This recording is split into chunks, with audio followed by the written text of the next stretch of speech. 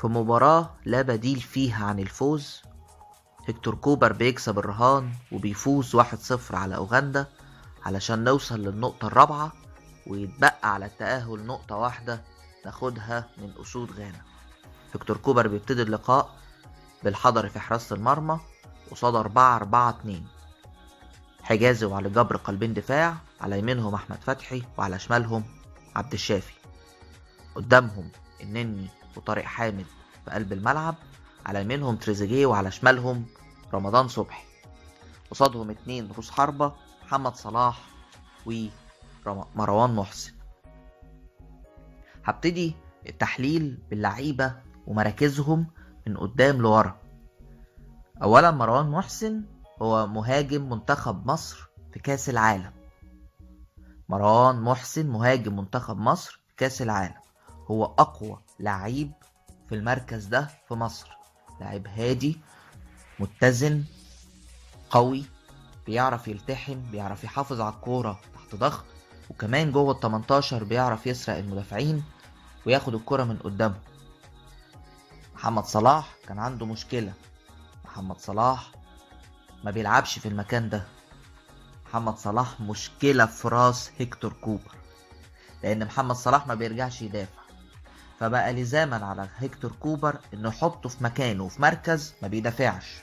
علشان كده ظهر محمد صلاح في مركز جديد خالص، مركز راس الحربة، حتى لو كان وهمي، ولكن المركز محمد صلاح مش متعود عليه. محمد صلاح كان بيستلم الكورة في أماكن هو ما استلمش فيها قبل كده، علشان كده طول المباراة محمد صلاح ما ظهرش. علشان كده محمد صلاح في المباراة كان تايه، ما كانش عارف هو المفروض يتحرك فين، يسلم الكرة لمين ويستلمها من مين. هيكتور كوبر لازم علشان يستغل قدرات محمد صلاح، وده مش عيب، يلعب ب4-3-3. النني وطارق حامد كانت مهمتهم القلب، كان متساب الأطراف لتريزيجيه ورمضان صبحي، علشان كده ظهروا أقوياء. ولأن أوغندا معرفتش تلعب عليهم صح، وده أنا هشرحه بعد شوية، وضحوا إن هما متماسكين وبيعرفوا يربطوا الدفاع بالهجوم. تريزيجيه أقوى لعيب في مصر، اللعيب الوحيد اللي بيعرف يدافع ويهاجم، بيعرف ينقل الكورة، ومهاري كمان بيعرف يعدي من اللعيبة. وكان مهم قوي ان هو يخرج في الماتش ده ويبقى تبديل لمنتخب مصر، علشان قصاد غانا يكون قوي وقادر يلعب. رمضان صبحي اللاعب الوحيد اللي ظهر قوي في الشوط الاولاني، ده كان بسبب حاجتين. اول حاجه لانه اللاعب الوحيد اللي كان بيلعب فعلا في مركزه، تريزيجيه ما بيلعبش يمين ومحمد صلاح مش راس حربة، كان رمضان صبحي الوحيد اللي محطوط وينج شمال كوينج شمال، علشان كده ظهر انه قوي.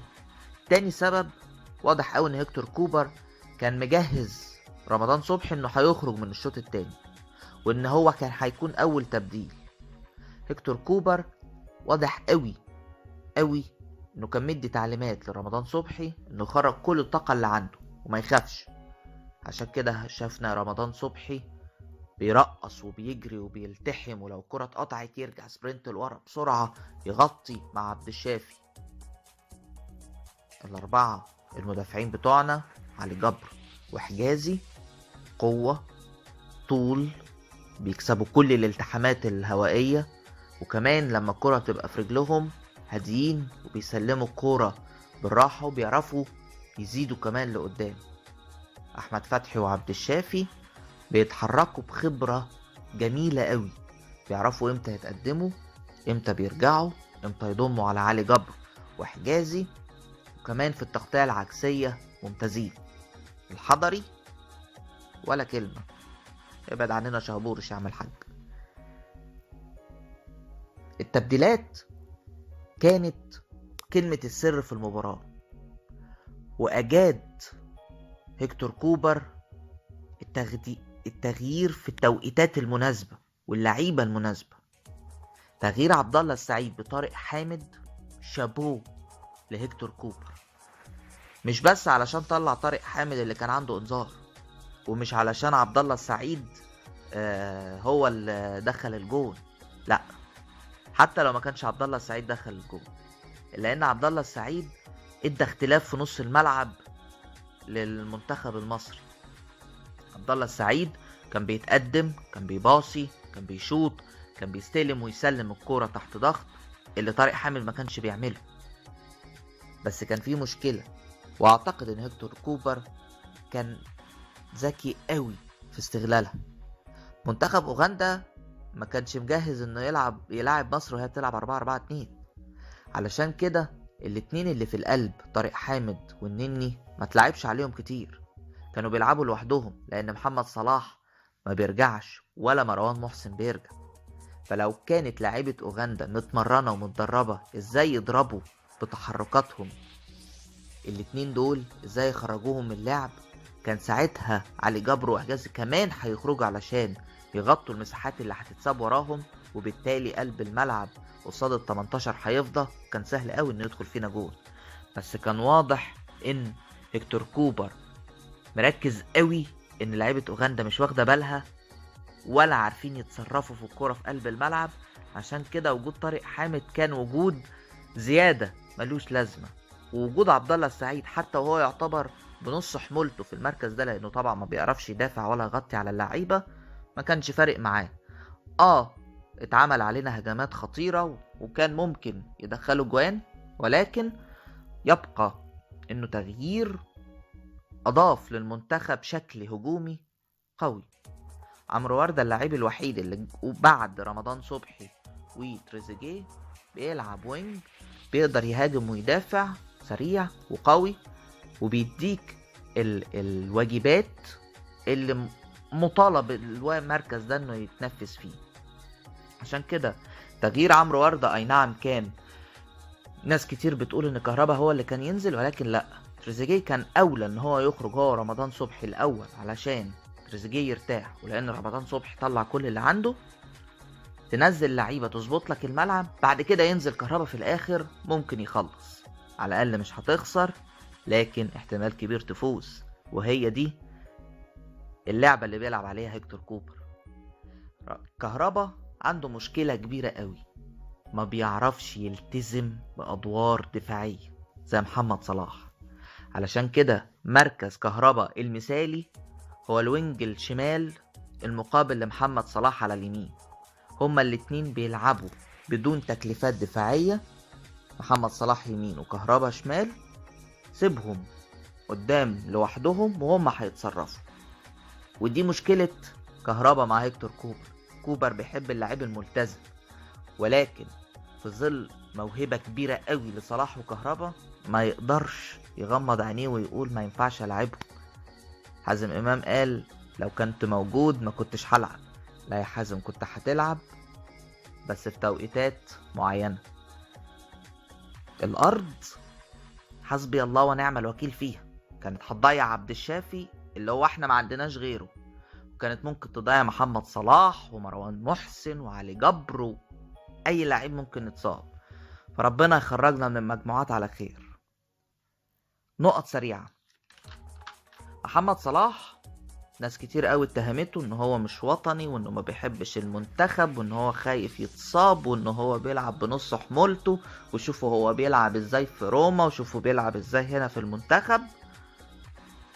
انا هخليكوا تاخدوا بالكوا بس من حاجة واحدة.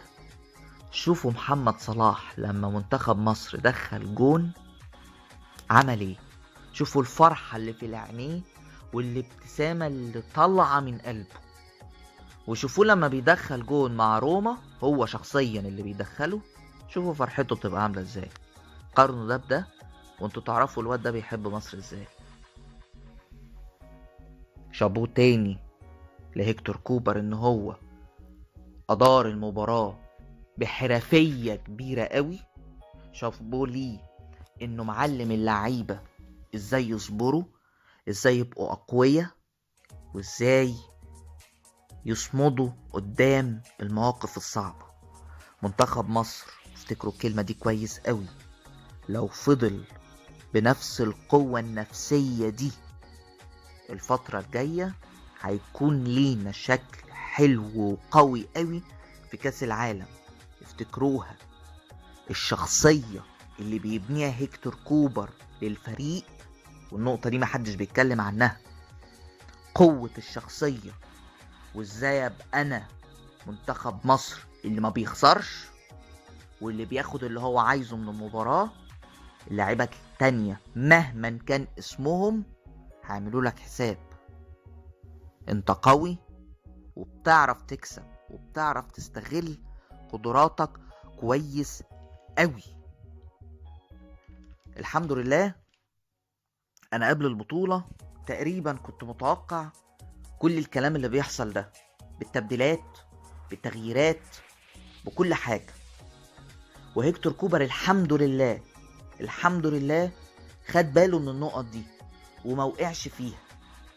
اول نقطة كانوا عبد الله السعيد وتريزيجيه، والحمد لله ان هو ما ابتداش بعبد الله السعيد وخرج تريزيجيه في الاخر.